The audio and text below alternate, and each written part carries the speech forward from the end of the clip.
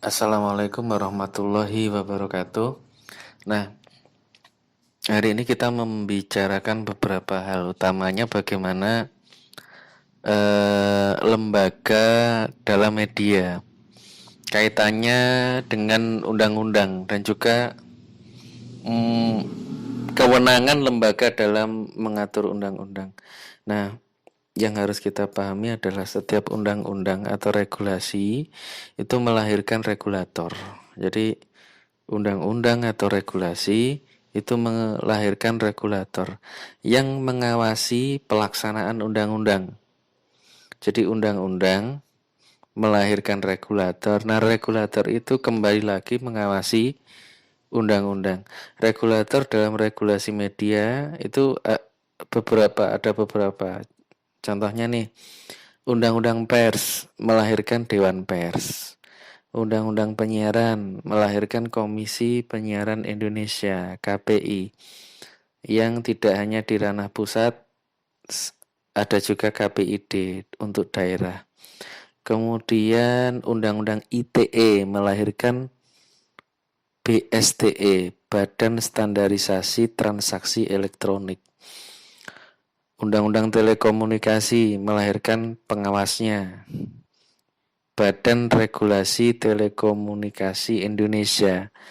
Undang-undang Hak Cipta melahirkan Dewan Hak Cipta. Undang-undang Perfilman melahirkan Lembaga Sensor Film.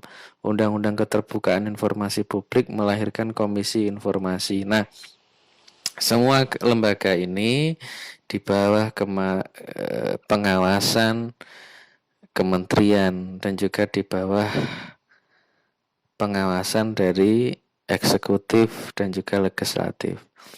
Nah, inilah lembaga-lembaga yang mengatur media, baik itu pemerintah dan juga legislatif, di mana kemudian regulator yang lahir dari undang-undang itu juga memiliki peran penting untuk kemudian mengawasi pelaksanaan undang-undang secara tepat dalam tataran implementasinya di masyarakat. Nah, isu hukum dalam media ini cukup luar biasa, di mana memang agar undang-undang itu adaptif, progresif, maka perubahan dalam undang-undang pers contohnya itu menjadi sesuatu yang harus dilakukan. Karena adaptif, harus sesuai dengan perkembangan zaman. Perubahan ini penting untuk menjangkau berbagai hal yang kini berada dalam ranah abu-abu, gray areas. Jadi bagaimana menyentuh yang ranah abu-abu. Apalagi kemudian banyak bermunculan jurnalisme online, media online, konten-konten YouTube yang itu masuk ranah abu-abu gray areas. Siapa yang kemudian melakukan pengawasan, kontrol sampai saat ini belum ada. Atau kemudian yang cukup santer kita dengar adalah Undang-Undang Sapu Jagat, kaitan Omnibus Law, mulai dari kemitraan antara pemberi dan penerima kerja. Bagaimana mekanisme tuntutan akan diberlakukan pada Undang-Undang Omnibus Law? Kalau kemudian antara pemberi dan penerima kerja itu statusnya itu sebagai mitra, lalu bagaimana menuntut kaitan hal-hal yang tidak disepakati atau tidak diberikan? Kemudian kaitan outsourcing. Di Undang-Undang Ketenagakerjaan itu disampaikan 3 tahun mengabdi maka bisa menjadi pegawai tetap. Nah, bagaimana dengan Undang-Undang Sapu Jagat Omnibus Law yang akan ditetapkan? Ini menarik untuk kemudian harus dikawal. Upah minimum dan pesangon juga harus ada ketegasan. Karena ini juga menyangkut profesionalitas wartawan. Mereka bekerja tidak hanya untuk memberikan edukasi, informasi, tetapi mereka juga punya keluarga yang harus dicukupi kebutuhan pokoknya, sehingga gaji, upah, pesangon itu juga harus ada ketetapan. Karena banyak perusahaan dalam tanda kutip nakal dalam kaitan upah dan pesangon. Ini yang harus kemudian dipertegas di undang-undang Omnibus Law. Nah, kaitan fairness dalam media pers. Kalau fairness, kita ngomongin keadilan, kejujuran, dan juga wajar dalam pemberitaan. Nah, ini sebenarnya sudah kita bahas di review sebelumnya, Q&A sebelumnya. Kita mendalami 11 kode etik jurnalistik, yaitu independen, profesional, uji informasi, berimbang, tidak menghakimi, bukan bohong, bukan fitnah yang sadis, menjaga identitas, tidak menyalahgunakan profesi, hak tolak, off the record, tidak berdasarkan prasangka, diskriminasi, kemudian tidak menghormati narasumber, segera memperbaiki berita yang keliru dan meminta maaf, dan juga hak jawab juga koreksi yang proporsional. Nah, sebenarnya fairness ini memperdalam. Fairness ini memperdalam arti dari adil, jujur, wajar dalam sebuah pemberitaan ataupun media jurnalistik. Nah, fungsinya apa?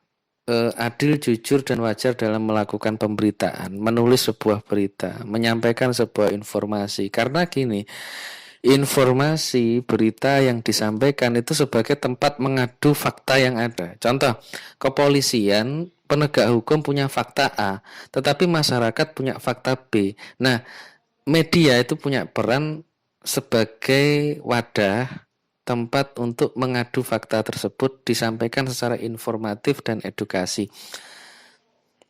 Seperti itu. Contoh kasus di Bank Danamon. Ada pemberitaan tentang Bank Danamon. Nah, akhirnya Bank Danamon tidak terima, disampaikan kepada Dewan Pers. Dewan Pers kemudian menolak laporan itu karena media online tersebut belum terdaftar, kemudian tidak jelas siapa pemiliknya, sehingga kemudian dipersilahkan kepada Bank Danamon untuk melaporkan kepada pihak berwajib ataupun yang lain. Nah, ini jika disampaikan ini sebagai tempat mengadu fakta, sehingga orang paham, orang teredukasi dari berita yang disampaikan. Kemudian yang kedua, fungsi fairness ini, wajar, adil ini, yang kedua adalah edukasi masalah-masalah sengketa. Edukasi masalah-masalah sengketa itu yang memerlukan balance dan juga cover both set. Umpamanya nih, sengketa lahan antara perusahaan dengan masyarakat. Maka kemudian fungsi media itu fairness yang adil, yang wajar adalah menggali fakta dari perusahaan dan juga masyarakat, kemudian disampaikan dalam sebuah pemberitaan, tidak berat sebelah. Jadi berita itu nggak boleh hanya menitik beratkan pada satu narasumber, informan, dalam dua orang yang bersengketa. Artinya kedua belah pihak harus menyampaikan fakta yang ada sehingga kemudian pemberitaannya itu lebih fair. Kemudian tantangannya adalah, tantangannya untuk fairness ini, untuk adil, untuk wajar ini yang menjadi tantangan adalah pemilik modal itu sendiri. Contoh nih, simpel, Metro TV tidak mungkin mengungkap sisi gelap Partai Nasdem. Oke, saya ulangi. Tantangan fairness, adil, wajar, jujur dalam pemberitaan itu, tantangannya adalah pada pemilik modal. Contoh, Metro TV tidak mungkin mengungkap sisi gelap dari Partai Nasdem. Alasannya jelas, karena pimpinan dari Nasdem itu salah satu pemilik modal di Metro TV. Dan itu pun sebenarnya juga tidak melanggar kode etik jurnalistik. Tidak melanggar jika kemudian sisi gelap Nasdem itu tidak diberitakan, itu tidak melanggar kode etik. Yang melanggar kode etik adalah jika pemberitaan yang disampaikan oleh media itu bohong atau penuh dengan manipulasi. Nah, ini fairness yang diperdalam di materi kali ini. Kemudian etika profesi bidang jurnalistik. Nah, etika profesi bidang jurnalistik ini kita sudah paham nih, kode etik pers dan juga 11 kode etik jurnalistik. Sudah kita bahas di Q&A sebelumnya. Tetapi yang harus kita pahami juga untuk memperdalam juga, dalam Quran surat Al-Hujurat ayat 6 berpesan, "Hai orang-orang yang beriman, jika datang kepada kamu seorang fasik membawa suatu berita, maka bersungguh-sungguhlah mencari kejelasan agar kamu tidak menimpakan suatu musibah kepada suatu kaum tanpa pengetahuan yang menyebabkan kamu atas perbuatan kamu menjadi orang-orang yang menyesal." Jadi penting, jika ada informasi yang datang maka kita harus tabayun. Jika ada informasi yang datang kita harus menyaring berita tersebut. Layak enggak diberitakan? Berita ini benar tidak? Berita ini akan memberikan dampak negatif bagi diri kita atau masyarakat tidak? Nah, inilah yang kemudian wartawan harus memahami hal ini. Tidak hanya sekedar patriotik saja.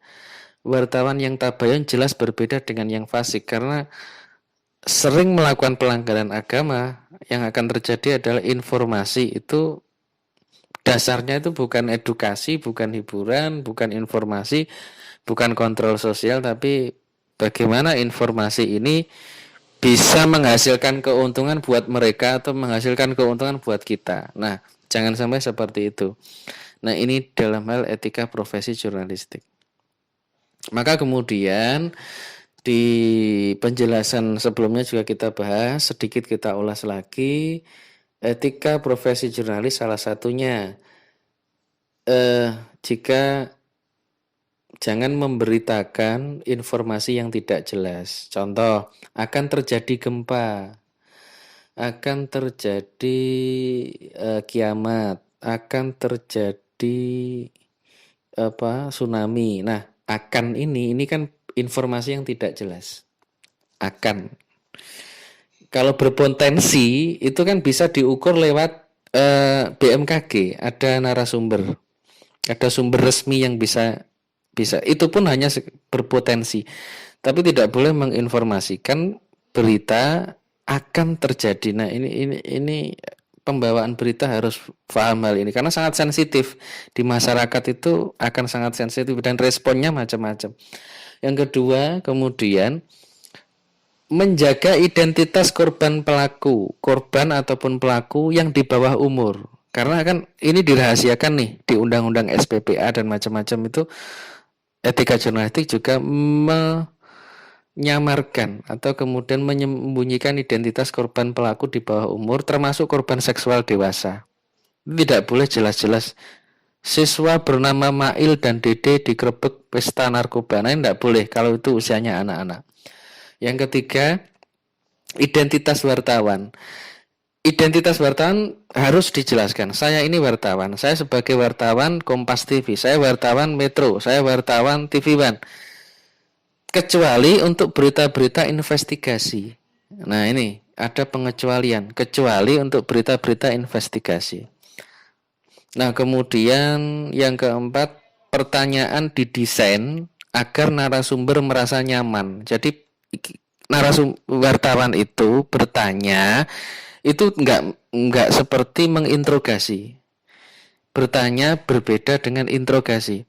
Contoh, mungkin data ini perlu diklarifikasi, Pak. Nah, itu bertanya. Sehingga narasumber nyaman tuh dengar pertanyaan seperti itu. Beda dengan caranya yaitu,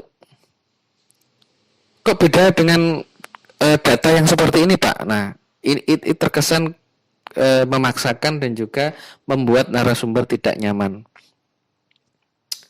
Jadi harus beda antara interogasi dan juga bertanya sehingga narasumber itu merasa nyaman. Kemudian berikutnya, jurnalis bersifat netral, mendengarkan semua pihak yang terlibat. Jadi netral, mendengarkan semua pihak yang terlibat. Kemudian tidak mempertontonkan hal-hal yang tidak baik seperti kata kasar, merokok, alkohol, tidak pakai helm dan lain sebagainya. Jurnalis mengedepankan informasi, edukasi, kontrol sosial dan hiburan. Tidak melakukan pemerasan juga vonis penghakiman seperti kasus liputan perjudian macam-macam. Kalau ada perjudian macam-macam, wartawan datang, ini nanti tidak akan saya laporkan asal saya mendapatkan amplop atau uang sekian, melakukan pemerasan. Nah, ini tidak tepat dalam etika profesi, utamanya sebagai jurnalis.